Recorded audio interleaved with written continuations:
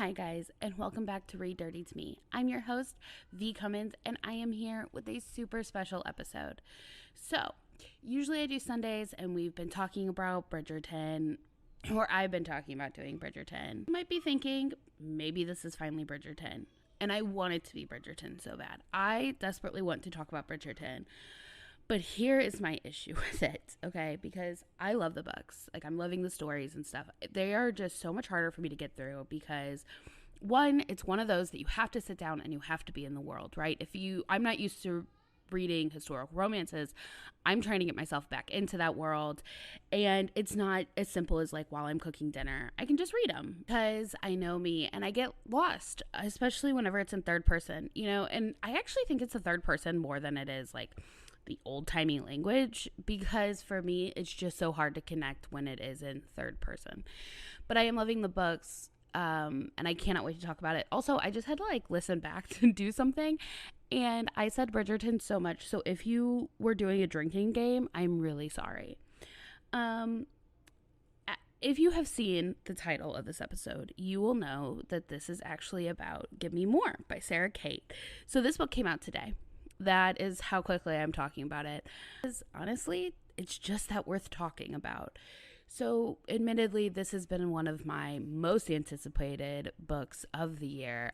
The next one being The Do-Over by T.L. Swan. But I was really excited about this one, right? It felt like it was hitting on things that I didn't necessarily know that I need to be hit on. And also, I knew that the book that does have some more risque or taboo topics like the other ones that we've talked about, I knew she could handle it with grace, and I knew that it would be done really well. And I actually kind of had an epiphany while I was reading, and I'll get to that in a second. So I do have a regular breakdown at the end. I do want to talk about, kind of go through the regular script. But some of those things I'm already going to kind of touch on in the book or in my live notes. So, some of it will be redundant or might just be skipped over. But I kind of just want to go through what I have written down about this book and why I liked it. So to start things off, let's just go ahead and start with the blurb like usual. Give me more from the Salacious Players Club series by Sara Cate. I'm a scoundrel, playboy, man whore. Basically, I get around and I'm not afraid to admit it. So when my best friend opens up Salacious Players Club and asks me to head the construction, how could I say no? Now we're on a cross-country road trip touring other kink clubs, and I couldn't be happier. Life is good. Then Hunter suddenly asked me to sleep with his wife while he watches. I'll do anything for my best friend, but this is one request I should say no to. Isabel is the woman of my dreams, but she's his. And the exact reason I should say no is the one reason I can say yes. I say yes, because it's not only Isabel I want. These are the two most important people in my life, and if we go down this path, how will I ever be able to walk away? I'm not sure my best friend understands just how much I'm willing to do for him and why. So, as you can probably tell, it does end up in a reverse harem situation, kind of. It's actually not reverse harem. I apologize. It's polyamory, because Drake and Hunter do get together in the book, and it is fantastic. I'm going to go through kind of the live notes, expand on some stuff, then we'll get into the breakdown, and I'll explain a little bit more about the book. So I have it starting out with, I cannot express how much I love watching the thought processes all play out. The absolute pushback by people who are very liberated sexually already. And it helps add this incredible realness to the book that even in a world where taboos are welcome, there are still times where even your own boundaries can't overlook the taboo elements of some kinks. And I think they actually could for other couples, right? There are things that if you see other couples doing it, you're like, yeah, that's not my yum, but okay, good for you, And so I think if they walked up to a poly triad and they were like, hey, how what's the situation here? And they explained it. I don't think Hunter, Isabel, Drake, I don't think any of them would have had any hang-ups about it, right? And I really liked the fact that these people, very specifically Hunter, and we'll kind of talk about why, but very specifically Hunter has these hang-ups, and I found them really interesting, and I found them really compelling to read about. There was one chapter that was just Hunter's inner monologue, right? It's kind of as he's figuring out what he's wanting, and because he's the one who propositions all of this. After some looks that he's seen, he decides to put it out into the ether between the three of them on this road trip.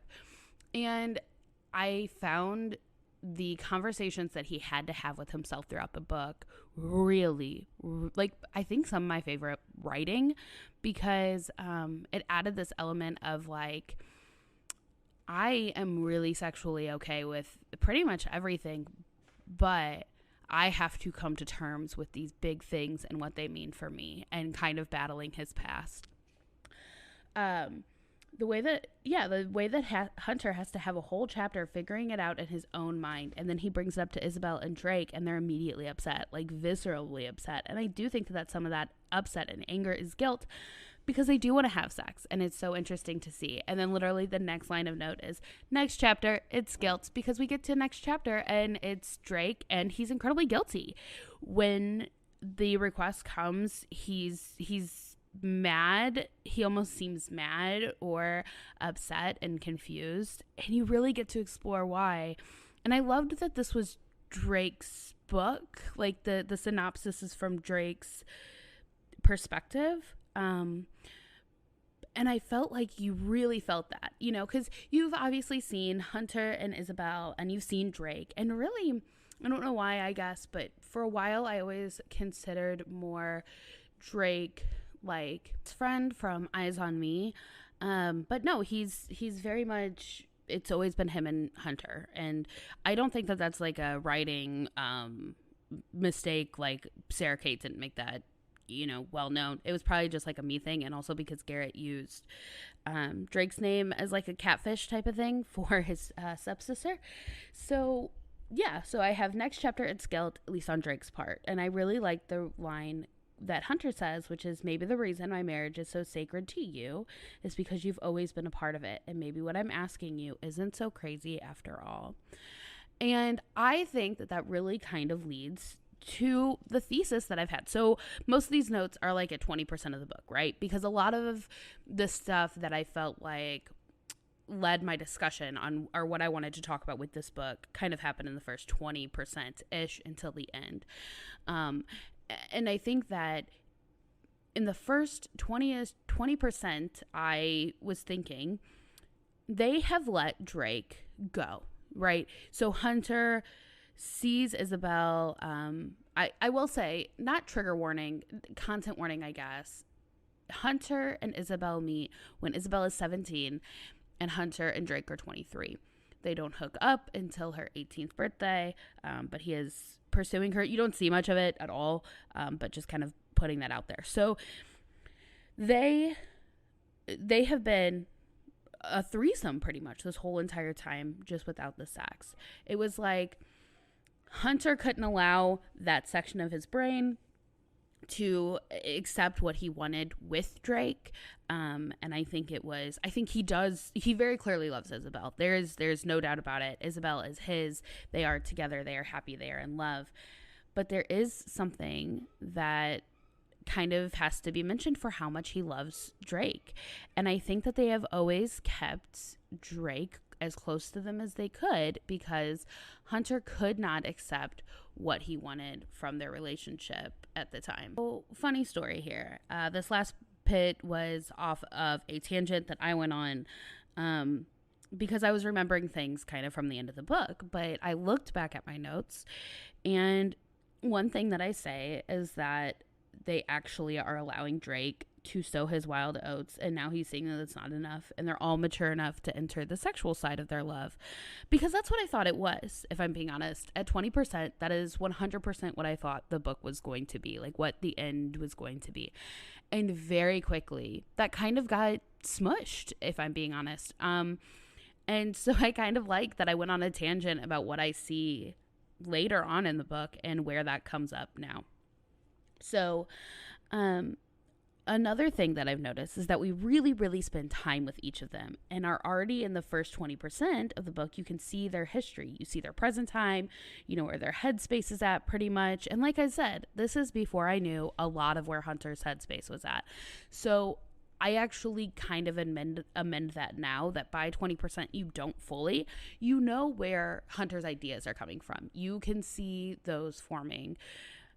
What you aren't getting what you aren't getting into his head about is something that he's not ready to explore until later on in the book. I think, you see the present time, you know, where their head space is at pretty individually. I think this is the difference between a reverse harem relationship or reverse harem book and a relationship between all of them, a poly relationship. To get to the point where any of this is acceptable to any of them, you have to build the trust. You have to build the rules. You have to build the groundwork. You have to have these uncomfortable conversations. And you have to also have these uncomfortable conversations with yourself in your head. And we see them having those. We see the love between them. I don't think that you can do an instant love book like this at all. So this book had like 380 pages. I could have read way more, if I'm being honest. It was a great book. It was that is not to say that it wasn't wrapped up or the story wasn't told really well. It was. I'm just saying, as a selfish reader, I could have easily read more. Wow, that hurt. Sorry. I easily could have read more, strictly because I loved it so much. I'm going to go to this next one. It just says, just had to set my phone down, sit up, and take deep breaths. Whoosh. There was a scene in the Pink sex club that they go to. Also, I really like them visiting the different sex clubs and talking about what they like and don't like, and kind of having to explore the relationship through these really interesting sex clubs that, you know, they kind of take ideas from or don't take ideas from. And there is a club scene. The sexual side of the club scene is fantastic. It's where Drake is like, okay, let's start pushing this, and Hunter becomes very horny. Like, he just becomes incredibly turned on, and Drake thinks it's like for the wrong reasons. It's a whole big thing, but it turns out really well, like sexually, between Hunter and Isabel. And really, actually, even the lead up to it between Drake and Isabel was great. And then there's more to it. There's more to that scene in the next chapter where Drake has to really fight, you know, he has to stand up for Isabel against somebody. And you know that he has loved her this whole time. He has loved her. And you're just like, oh, okay. Both of those scenes were great.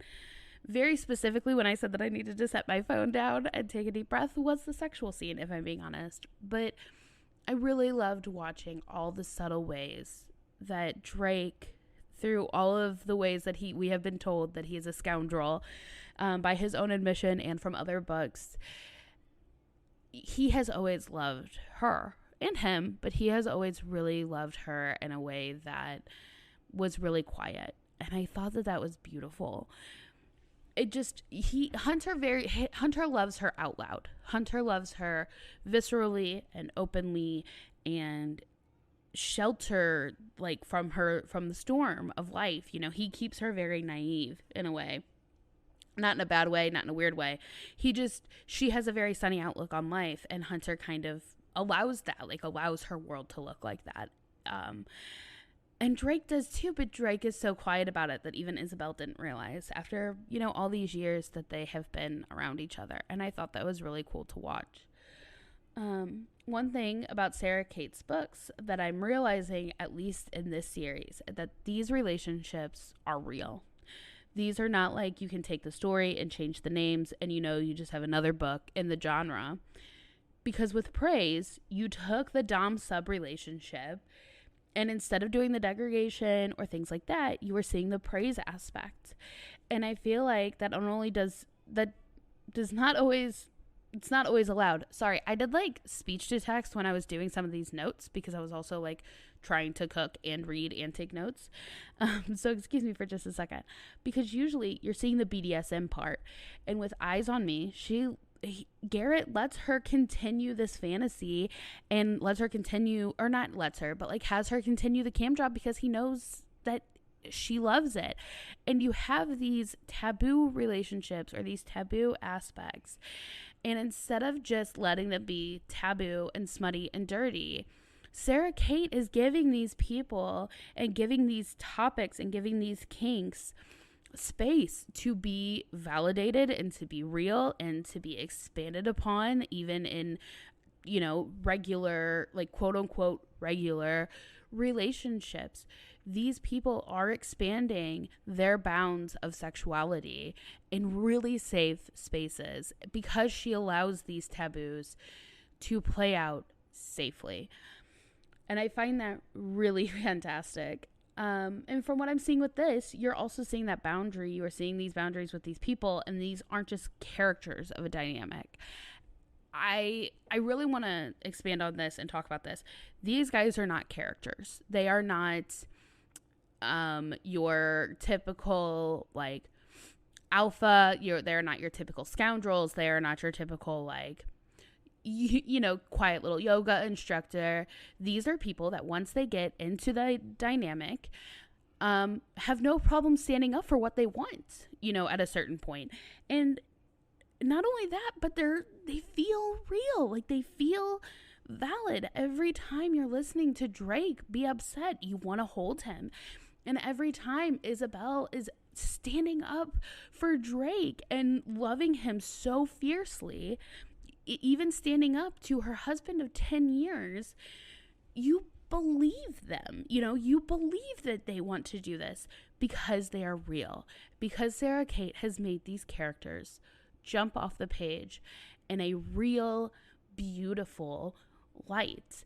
You know, we got to see in all the other books, and I cannot wait to see what she's going to do with the last one, which we'll talk about.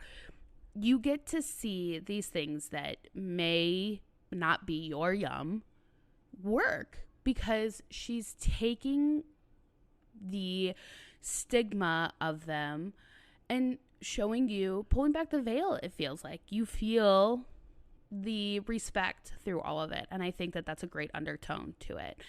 There is a level of respect in all of these books that I find very comforting, and maybe that's why it's been my most anticipated book of the year. I don't know. But there is a level of respect that Sara Cate gives her characters, her readers, everything like that, that I don't know if a lot of authors can bring to the table. I mean, I know that I don't think I can yet. I don't think that my writing is there yet. In fact, I was reading over my book a few days ago because I'm back with writer's block, and I was like, what if these characters don't feel real to people? What if people don't see their connection? And I felt these guys' connection. I felt it in all of her books. So that was my small little tangent. Sorry. These are real people in relationship. Oh yeah. With insecurities and fears and boundaries, and you get to see that fully played out. And I think that's why these books work so well, because yes, the sex is great and all that, but these people, you just want to root for them, because you've been on this journey with them, and she does a good job of fleshing out these characters, and that of course you believe them.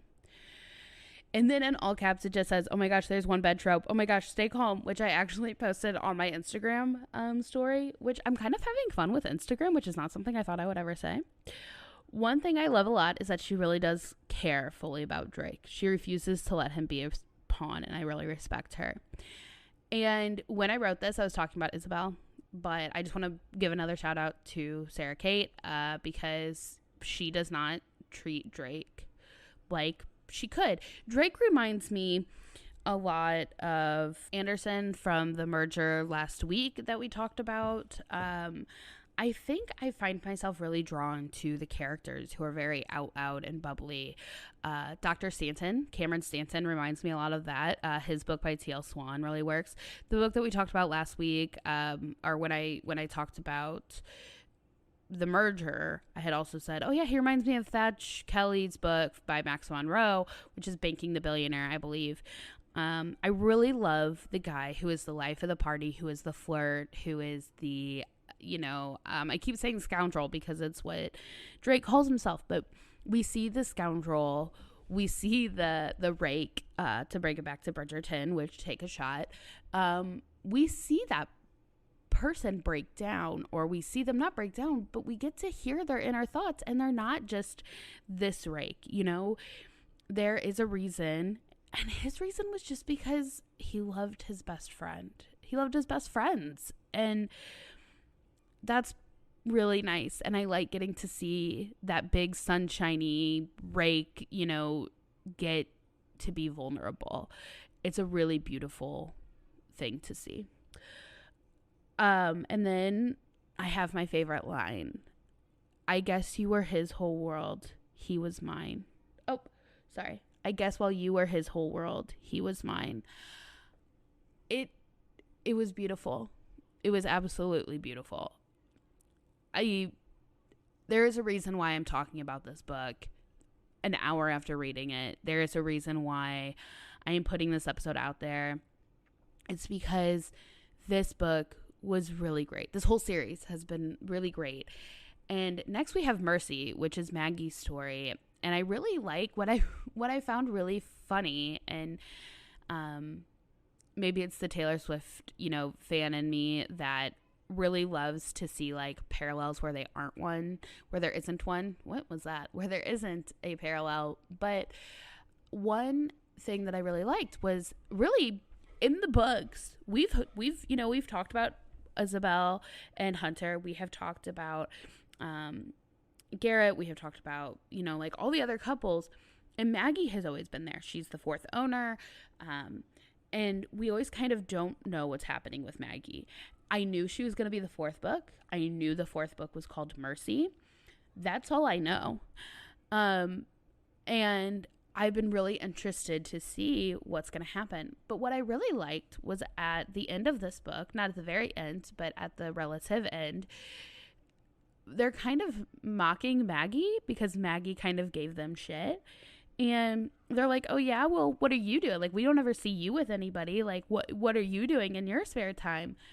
And one thing that really drew me to this book, or one thing that made this book so highly anticipated for me, was that when I got done with Eyes on Me, I read the blurb for Give Me More, and I was immediately hooked. I loved the idea of the poly aspect. I really wanted to see it all play out, especially coming into a fully formed, 10-year marriage. I really like the fact that we actually learned that he's pretty much been there the whole entire time. And so with Maggie's book, with Mercy, I haven't seen a blurb yet. I went and looked, and it comes out in August, and for as much as her colleagues are in the dark, we are in the dark. It does say that it is a reverse age gap, which admittedly is not something that I delve into quite a lot. For as terrible or problematic as it might be, I do tend to gravitate towards when the man is in a more, the power dynamic are shifted towards a man. And like I said, I understand that is problematic. I should probably work on it in therapy, but I'm really interested to see how it plays out because, like I said before, these types of things, even if they're not your, chosen kink or whatever, Sara Cate does them in such a great way that you don't feel like, you can explore that kink in a different way because she's going to handle it with respect, or she's going to handle it well. And I'm really now intrigued in a different way than I was with this book. With this book, I was intrigued because I knew what story I was getting. I knew what was going to happen. With the other book, with Mercy, I'm intrigued because one, I'm really interested to see what a reverse age gap from her looks like. And two, I like the fact that it's kind of shrouded in mystery right now. It's intriguing in a totally different way. So I'm very interested to see that. So let's go ahead and just let's get down with the breakdown. Let's go ahead and talk about kind of just breaking down the book one, kind of category by category. So we're going to go first with, who like our MVP character was.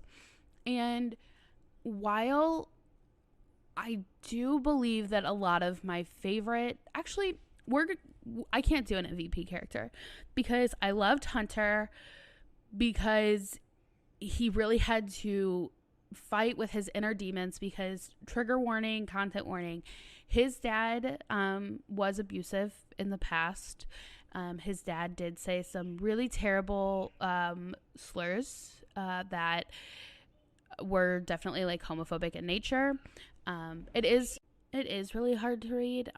It is very crucial to the story, but it can be very difficult for people to read. I understand that. So he was my MVP character for all the growth that he had to do. Isabel was my MVP character because of her strength and her like willingness to love those in her life so deeply and to allow them the space that they need. Just her maturity. I know I called her naive earlier, and she is in a really like sunshiny way. But her strength and her resilience in her marriage and in her friendships and in her unwavering love and support of Hunter, but especially Drake, and recognizing the power that she had in that relationship was overwhelmingly incredible to read. And Drake was my MVP character because he was finally being honest, and he was finally vulnerable, and he was vulnerable in a way that you probably didn't expect from him if you've read the other books. So just overall, really incredible showing by all three of them. Like, they were all my MVPs for those reasons. Angst factor, this book wasn't as angsty for me in a good way. I was just really proud of the reasons why there was angst. Like, I was really proud of the characters, and I was really impressed by the respect that was shown. It was really hard actually to have angst in this story because it was just all out of love. Like, it was just so blatant, like, love. So even if it wasn't us against them in a way, there was this level of like selflessness and respect that kind of helped tone the angst down for me. I'm not going to put the angst too high, but like in a good way. One critique, I don't think I really have one. Overall, it just flowed really nicely. It worked really well. The story made a lot of sense, like just in the canon of the world. Overall, I can't really think of a critique. Like I said, I really like the way that everything was just handled so nicely. Is it part of a series? Yes, the Salacious Players Club, which we have actually talked about, Praise and Eyes on Me before. Best scene, I don't know. I really don't know. There were a few times where really I think mainly all the stuff that happened in Pink. I think that it was a really good kind of kickoff to the book, like to the rest of the book. It really helped kind of get over the initial like talking about it stages and kind of gets into the action of it. So it kind of like parlays all of that really well. Dual point of view, no, technically, because it is all three of them really evenly spaced, which was absolutely perfect for a book like this, especially with them being poly. You have to know where all of their heads are at, and it was done so well. I didn't feel like I was missing any context from any of them. Like, I always felt like I kind of knew where their head was at least in that moment of time. Spice factor for me was, if not a 10 out of 10, like a 9.5 out of 10. Not like a purely smut, like, used during alone time type of book.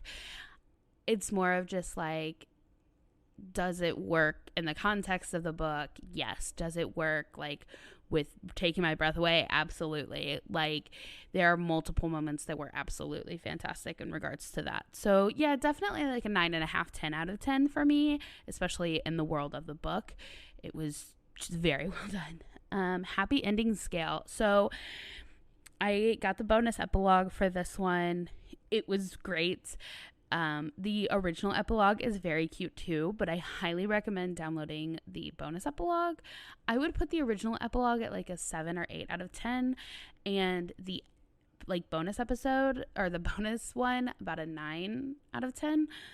I just always like getting more, so it was kind of a nice little peek into everything. And so yeah, that was all very fun. And then that's pretty much all for this week's, kind of special episode. Please hop over onto my Instagram. I will put the link tree in the bio that will have access to my Instagram, my TikTok, things like that. That will also have access to Google Forms if you are an author and you would like to come on and talk about your book. If you are if you just have some book recommendations for me, please send them through there. And if those don't work because of my error, you can always email me, victoria@readdirtytome.com. I never know how to sign these off. So I guess just thank you guys for listening. I hope you guys enjoyed today's bonus episode. And I will see you on Sunday. And we are actually going to go back to kind of the origins of this podcast. So when this podcast started a year ago or a few years ago, we had actually started with the Lauren Lane series. And we are actually going to go back to that. So that will be very fun. I'm very excited to talk about those boys because I loved those boys so much. We actually had done it, in the original style of the podcast, which was breaking it down chapter by chapter, which is just not feasible.